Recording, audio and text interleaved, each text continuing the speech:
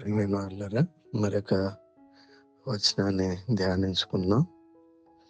అబ్రహాము కుమారుడగు దావీదు కుమారుడైన యేసుక్రీస్తు వంశావళి మత్తయి 1:1.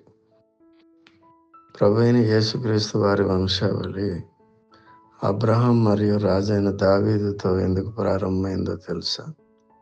ఎందుకంటే యేసు ప్రభు మూలముగా భూమిలోని సమస్త జనములను ఆత్మీయంగా ఆశీర్వదింపబడినని దేవుడైన యెహోవా అబ్రహామునకు తన ఏకైక కుమారుడైన ఇస్సాకునిచ్చినప్పుడు వాగ్దానం చేశాడు.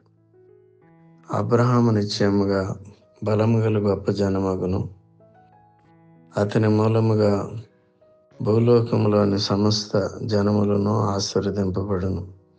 ఆదికాండము 22:18.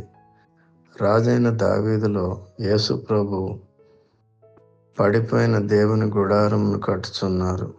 ఆ తరువాత నేను తిరిగి వచ్చేదను, మనుషులలో కడమవారును నా నామము ఎవరికి పెట్టబడినో ఆ సమస్తమైన అన్యజనులను ప్రభువును వెతుకున్నట్లు పడిపోయిన దావీదు గుడారమును తిరిగి కట్టెదను. దాని పాడైన వాటిని తిరిగి కట్టి దానిని నిలువబెట్టెదనని చెప్పాను. అపోస్తల కార్యములు 15:16-17 వరకు.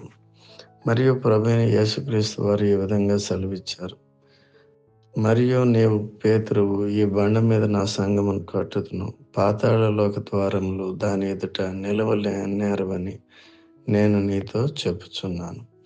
ప్రభువైన యేసుక్రీస్తు వారి కృప మీ అందరికీ సదా తోడుగా ఉండునుగాక. ఆమేన్.